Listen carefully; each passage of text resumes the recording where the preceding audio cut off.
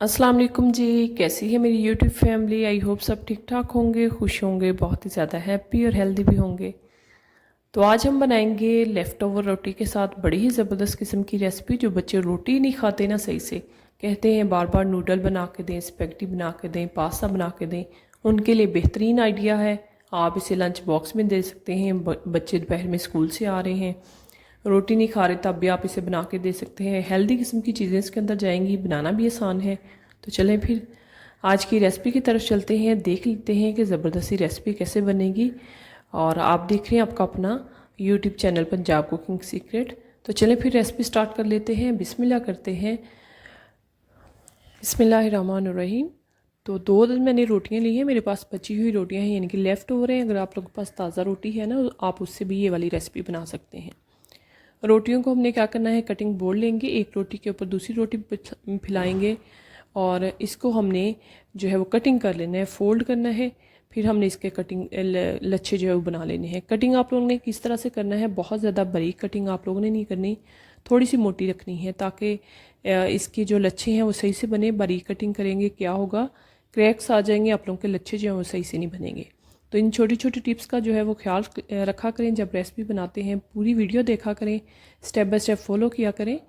फिर भी अगर कहीं से मिसिंग हो जाते हैं, भूल जाते हैं, पूछ लिया करें। मैं कोशिश करती हूँ मैं आप लोगों के हर जो सवाल है उसका जवाब दूँ। और रोटी हमने कटिंग कर ली है, ज़बरदस्त हमारे किस्म के लच्छे जो हैं बनकर तैयार हो गए हैं।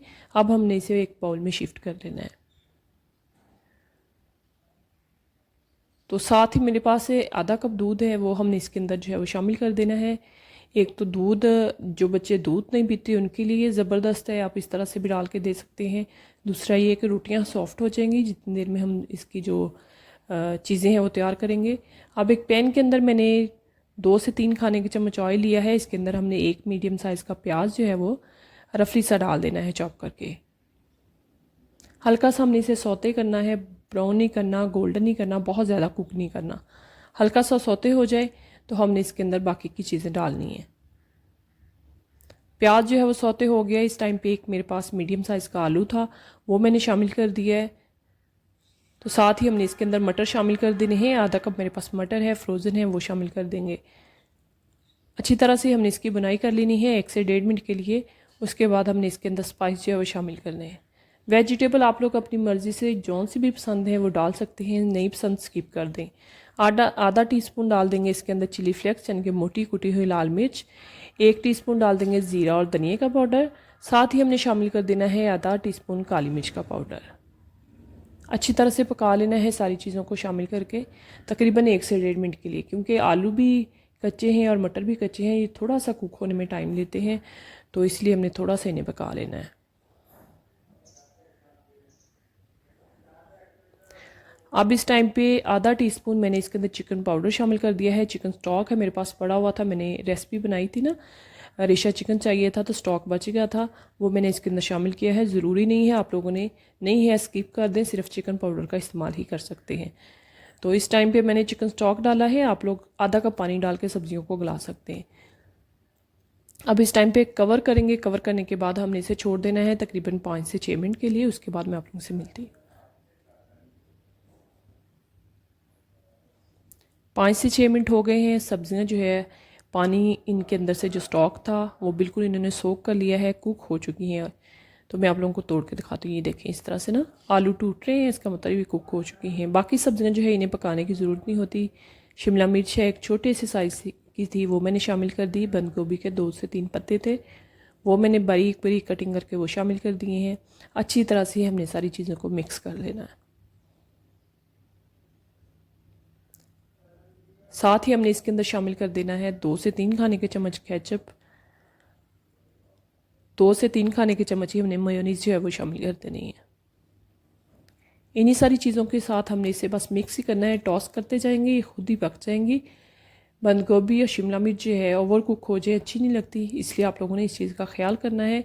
और दूसरी बात ये है, इनमें कोई सब्ज़ी पसंद नहीं है आपके बच्चे को, आप स्किप कर दें। जो पसंद है वो ऐड कर सकते हैं। गाजर का इस्तेमाल भी कर सकते हैं, टमाटर का इस्तेमाल भी कर सकते हैं।